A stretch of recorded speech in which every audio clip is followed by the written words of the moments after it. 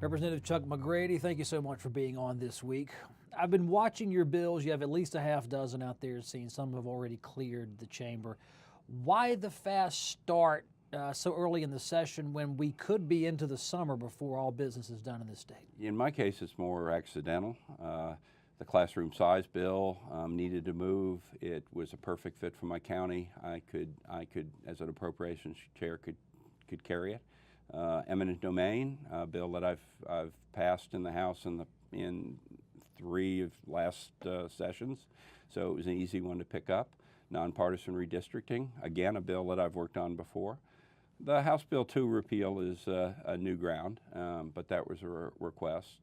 And raise the age, I've always been supportive of that bill, but I think we're going to slowly move from debating the policy to debating the money. And again, an appropriations chair is probably the best person to push that forward. Yeah, I'm keeping notes here because you have so much. Let's go back to eminent domain. There have been tremendous efforts in the House, and easy majorities have passed the idea of letting voters decide how much to restrict the eminent domain procedure in North Carolina. It has not reached the ballot yet, but you've gotten awfully close. That's right. You keep trying. What has been the hold up, and what could make 2017 different? I can't point to one hold up. A senator? It's typically a senator. Senator Brunstetter in the past had problems with it, and that sort of accounts for the first 3 years I was here. And then in the last few years, it's sort of like the whack-a-mole senator, try to figure out who's got concerns. I was glad it moved last time, although it got paired with some other things.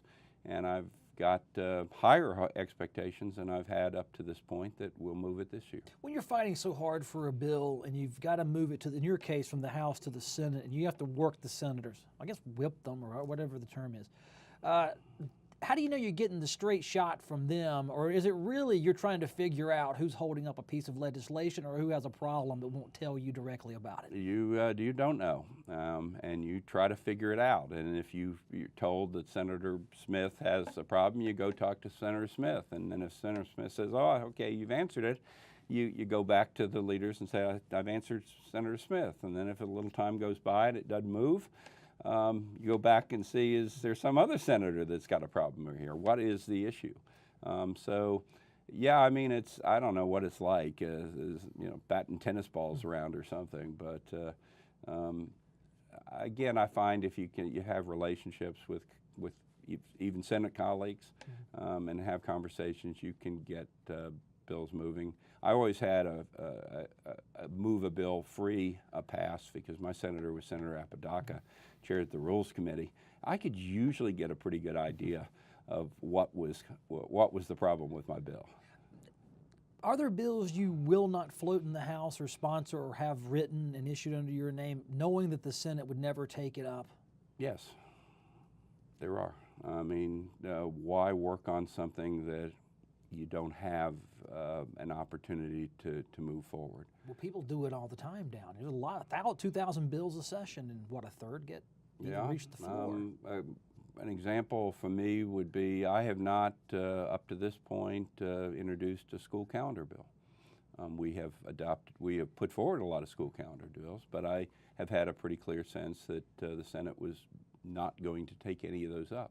I've tried to work on the issue, but introducing a school calendar bill up to this point has not been something that I've jumped into because it was pretty clear that the Senate was not going to take up that bill. Back to the eminent domain, we'll move to your other issues. What do North Carolinians feel about eminent domain? They know that you seize a piece of land to build a school or a road or a fire department, but to seize a piece of land to sell to a department store or to a shopping center, that's what you're really going after. That's right. It's really the economic development idea that government can choose who the owner is. They don't like the way the current owner is managing the land, and therefore we're going to take it, we're going to give it to someone else because it will create a better neighborhood, a more economic prosperity than the current owner. That was sort of the Connecticut case, and that's not North Carolina law. And I don't want it to become accidentally North Carolina law. So we're cleaning up the language and making very clear that we do not follow the Connecticut procedure, that we've got a higher bar before government can use its powers to seize personal property. You brought up that classroom bill that you passed. Yes. It's a very confusing bill to folks who aren't lawyers or legislators. But it had to do with changing class sizes to get funding freed up so schools could hire art teachers and PE teachers. Is there a way to make that simple? No, it is no way to make it simple. In the past, and this was back when I was an education appropriator, we put money into the budget to pay for the extra teachers to lower class sizes K through 3. But we also gave the school boards the ability to flex the money, meaning they didn't have to use the money for what we gave it to them for. And in fact, a lot of school boards decided that they were, rather than lowering class size with the money we were given, we're going to use some of that money for other purposes. Well, last year in the budget, and the Senate put this in, but the Senate position was, no, we need to move to lower class size. We've already given the money, and so we'll just mandate it next year. Well, the school boards have a hard time moving that quickly because they've hired people in these other slots with the money that they had to lower class size, and that would result in some group of people losing their job while at the same time needing to hire other teachers to fill those K to 3 slots. So like a kindergarten class caps out at 18 students for one teacher. Yep. And the new budget would fund 18 students only in that one kindergarten class. You couldn't go above. They couldn't have 19 kids in the class. I mean, there's a little flexibility, but not nearly as much as was there before. Do the Democrats have a point to say if you want to fund PE and art teachers and that was being funded with the flexibility, just go ahead and fund that outright, and then you can fund whatever classrooms you want? Would you ever buy into that argument? No, I think that assumes that we weren't already funding the positions. I think, again, they're mostly members who hadn't been part of that process and sort of didn't understand. And it's a hard concept. You've got it right. Didn't understand that we actually had already funded the lower class size. I mean, I had envisioned it that maybe a class is funded as if it has 21 or 22 kids in it. It really has 18. That creates some extra money, and you put that in a pool, and you. Oh, we don't want to get into that. We'll bog down. That's exactly how you end up with a little extra money here and a little extra money there, and you put all those little things together across a whole school system, and now you then fund a range of other positions. Overall, you feeling good about education policy, or will this state ever get there where everyone is satisfied? I don't think we'll ever be satisfied, but directionally we're going in the right way. The General Assembly, after those real lean years, have rather consistently put money back into education. We're not back to where we probably would like to be, but directionally, we're going there. And the governor's budget reflects a similar interest in terms of where we ought to fund, and so that's one area we may disagree as to the numbers in the end, but directionally we're going to be heading in the same direction. In the mornings I'll wake up and make breakfast for my kid and my wife and make the coffee and hear the state headlines, even though I kind of cover it myself and get access to you folks. This HB 2 repeal deal you've tried to push through. Interesting, as a North Carolinian, I look at that and go, I know how partisan it is. We're sitting in Raleigh right now. Why even go there and put yourself under that stress? It's a leadership issue, right? Well, on a personal level, I have the same question, but why we need to go there is House Bill 2, in my opinion, was overbroad. It is sucking all the wind out of every issue. You can't have a discussion. My economic developer back in Henderson County, trying to bring new business into the county, has to start with a discussion about House Bill 2 before he starts talking about the pros and cons of coming to Henderson County. What are the questions that are coming up about HB 2? Is it about the bathroom bill, or is it about the minimum or living wage? Is it about the lawsuits in court? What is it that they want to know when they come in the state? Or is it just, what is it? You look back 2020 hindsight, you recognize that the bill was overbroad. We didn't need to deal with minimum wage, court jurisdiction, and a range of other things. I mean, if you remember, the governor, when he signed the bill, immediately called for it's a repeal of a portion of it. What does that say? It says it's probably overbroad. We probably, looking back, we probably should have preempted Charlotte on bathrooms, if that's what it's really about, and done a little more than that. But we're now 10 months post doing that, and what I've learned about this over the 4 efforts now that have occurred is that the goalpost always seems to move back. Every time we don't quite get it fixed, what it takes to fix the next time politically is harder than what we almost got to fix at the point in time we were taking it up. And you've even said your bill, House Bill 186, will not come out of Rules Committee till you have the votes to clear the House. That's right. It hasn't moved yet, so you're obviously not feeling that confident. And also, I read these advocacy groups and their headlines saying, "Hey, deal's dead. There's nothing to talk about." But is a deal ever truly dead, or does it just go latent or dormant for a while, waiting for the right opportunity? I have been clear. This is going to be a bill that I don't believe a majority of Republicans will support, but close to a majority of Republicans could support, depending on what it turns out to be. And likewise, I need a similar number of Democrats to support it. It's got to be a bipartisan bill. We don't have a bipartisan bill as long as Governor Cooper has taken the position it does right now. And no, the bill's not dead, because I'm well aware, as are others, that the bill continues to be discussed between legislative leaders and the governor and others.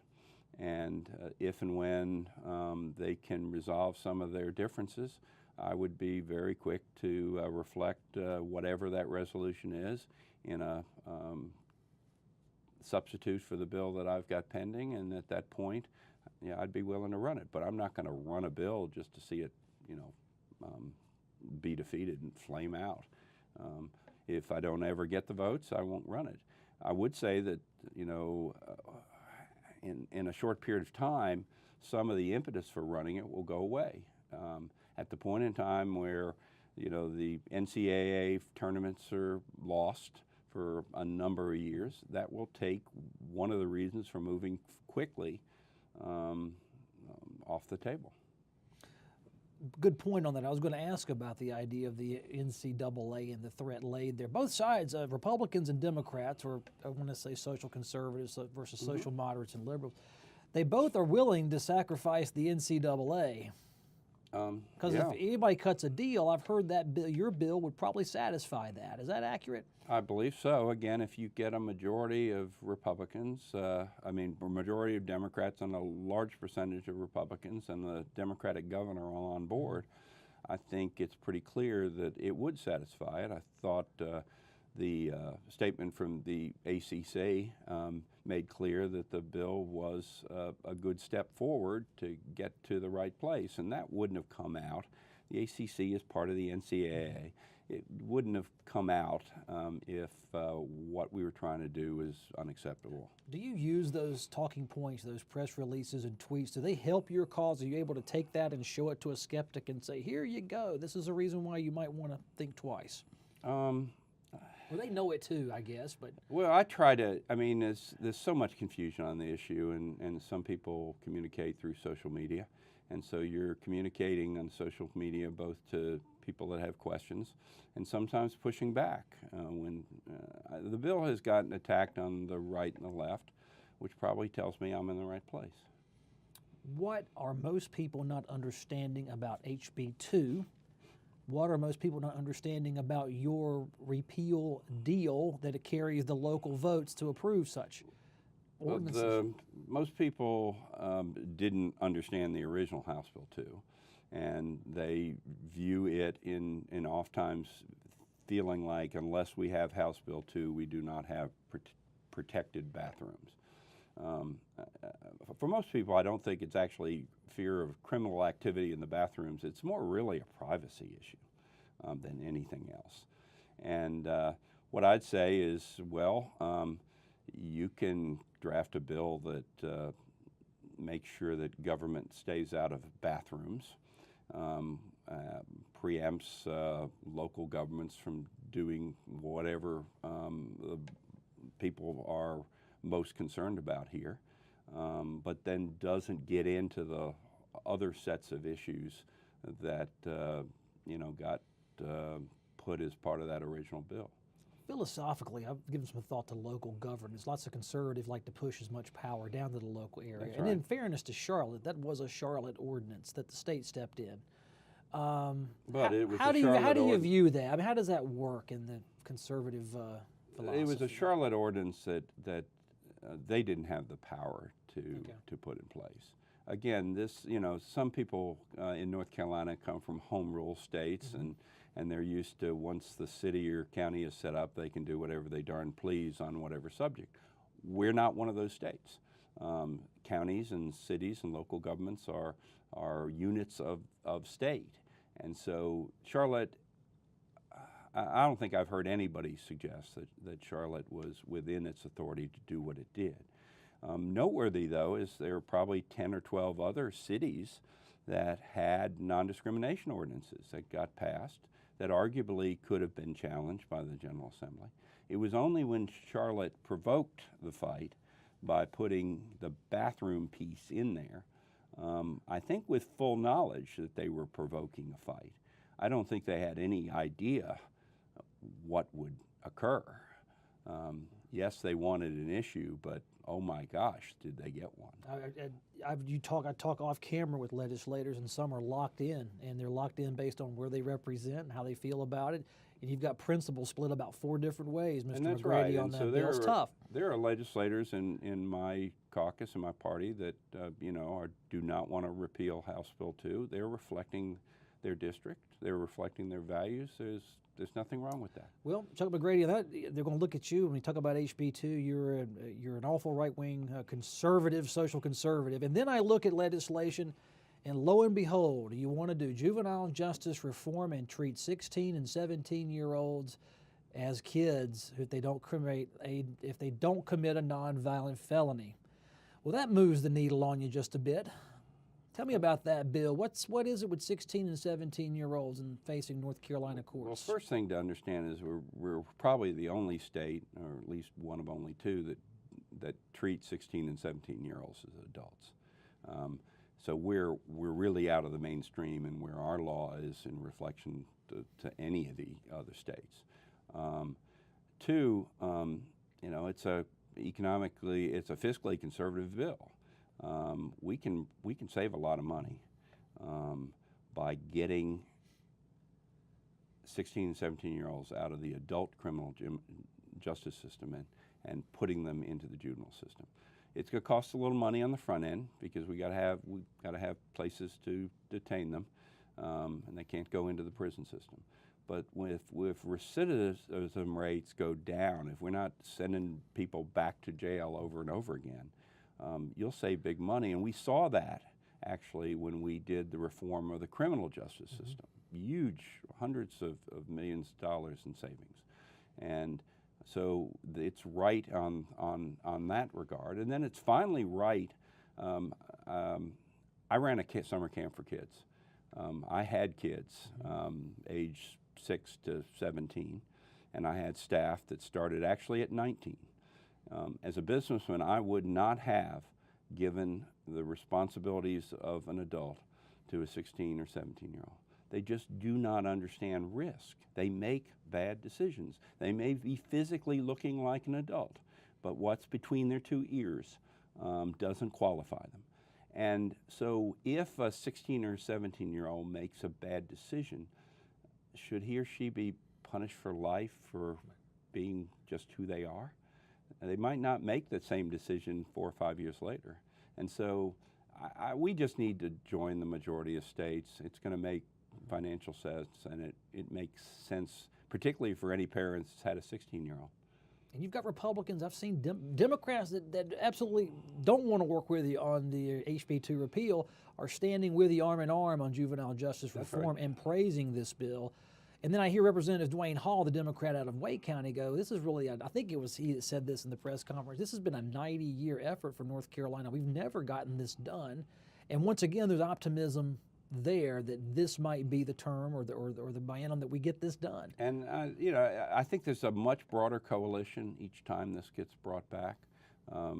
Representative Avila, who carried the bill before, no one would suggest she is a bleeding heart liberal. I would say no.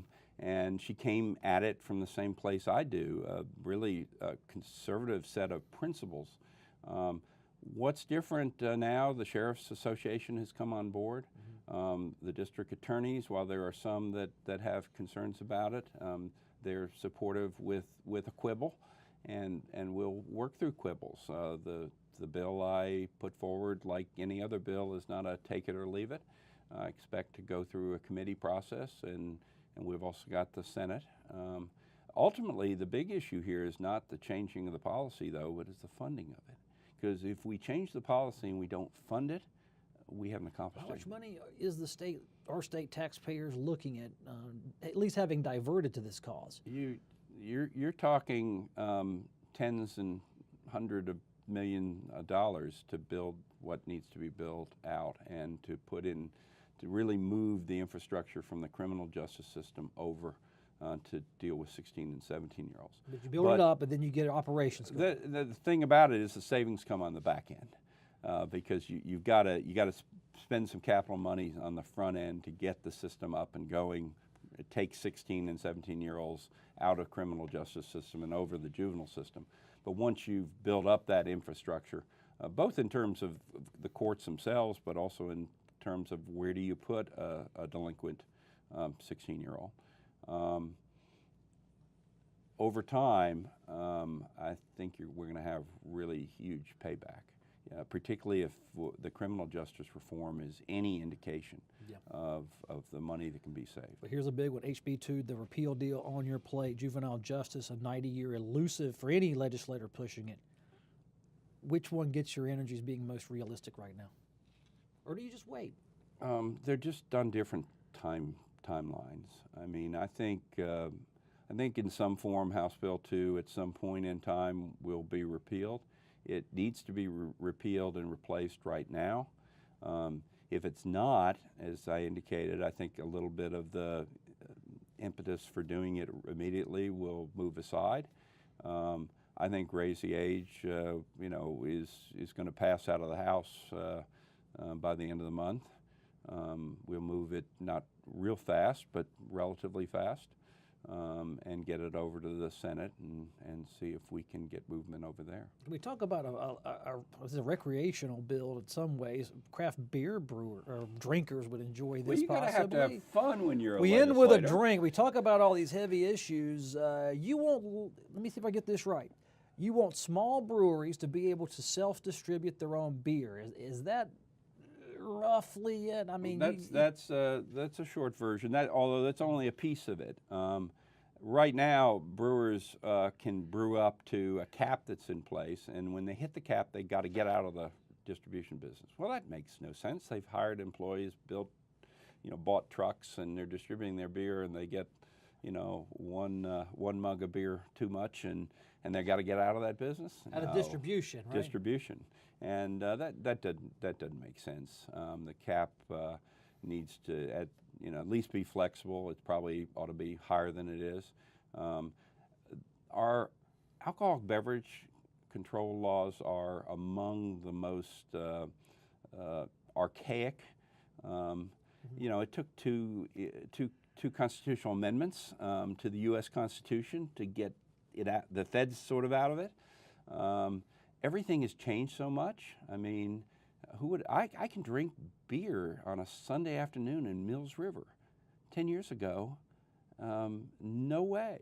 I've got cideries, wineries, breweries, all within my district, and I'm a relatively rural, suburban type of district. That's true across the state, and our laws haven't kept up.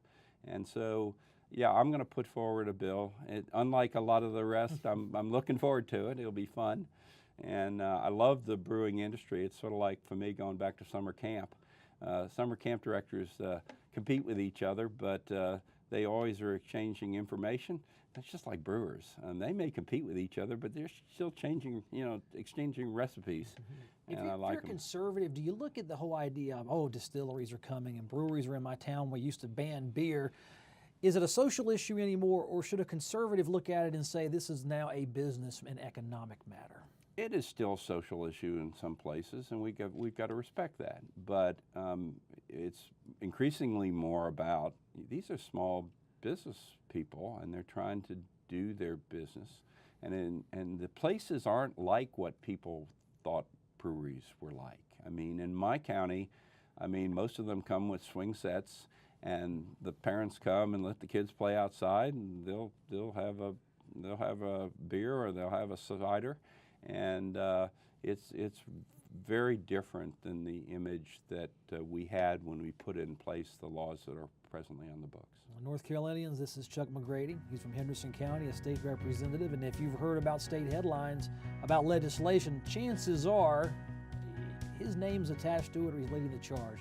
Chuck McGrady, thank you so much for being on. It's hard to get you. You're a very busy person, and it's an indulgence that we really appreciate and hope to have you on real soon. Good to be here.